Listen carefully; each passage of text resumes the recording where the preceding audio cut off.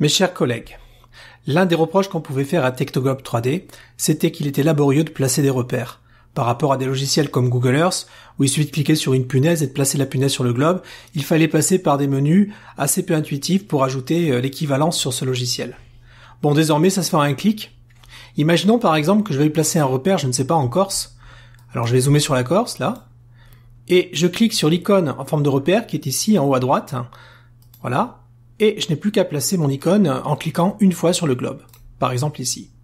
Si je veux donner un titre, je peux faire un clic droit contextuel sur cette icône et modifier en mettant par exemple Corse, en mettant une couleur comme orange par exemple.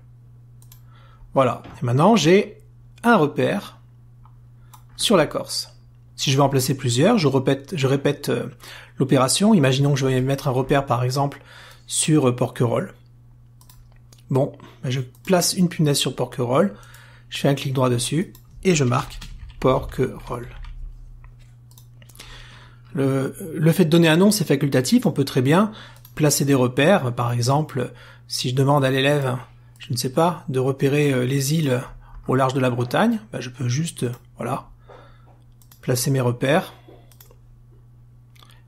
à chaque fois en renouvelant l'opération. Donc c'est très intuitif.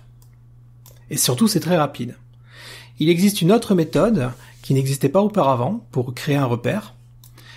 Alors, imaginons par exemple que je connaisse les coordonnées du lieu, par exemple le mont Chenaillé, et que je veuille centrer la vue et créer un repère. À ce moment-là, je passe par la loupe, je clique sur la loupe, je rentre les coordonnées du lieu, 44,92 et 6,75 degrés de longitude. Alors, si je fais juste ça, il va centrer sur la vue comme avant. Mais maintenant, la nouveauté, c'est que je peux cliquer sur ajouter un repère.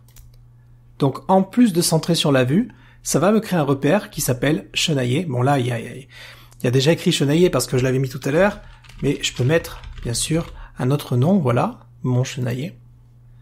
Et vous voyez, j'ai un repère aux coordonnées que j'ai saisi. D'ailleurs, si j'affiche la carte géologique de la France, on va voir que ça correspond bien au mont Chenaillé. J'espère du moins oui, puisque vous voyez dans la légende ici, on a les fameuses ophiolites du cycle orogénique alpin. Alors où est-ce que c'est dans la légende? C'est ici. Voilà. Ophiolites. Voilà, donc désormais, c'est un jeu d'enfant de rajouter des repères. Regardez, je peux m'amuser à en placer sur les autres ophiolites. On peut comme ça en faire placer un grand nombre dans le cadre d'un TP, de manière très intuitive, sans passer par l'ancien menu que je vais vous montrer. Donc la troisième possibilité, qui est la plus laborieuse, mais peut-être aussi la plus exhaustive, c'est d'aller dans Action, Ajouter, Gérer objet, Repères géographiques, et là on a effectivement la liste de tous les repères qu'on a rentrés. Et si je veux en rajouter avec ce menu ouvert, il faut que je double-clique. Et là je peux en rajouter beaucoup en série. C'est moins intuitif, mais peut-être ça permet de travailler de manière plus précise, puisque vous voyez, on peut cliquer sur un repère particulier, changer son nom, sa couleur.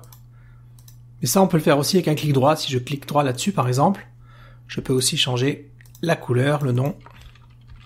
Donc on peut arriver au même résultat de 3 façons différentes, désormais dans Tectoglob 3D. En fonction des habitudes de l'élève, je pense qu'il arrivera, sans se référer à une fiche technique quelconque, à placer un repère beaucoup plus facilement qu'avant, ne serait-ce que parce que je me suis inspiré de ce qui existait dans d'autres logiciels comme Google Earth. Voilà. J'espère que ces nouvelles fonctionnalités vous plairont, et comme à chaque fois, je vous remercie pour votre attention.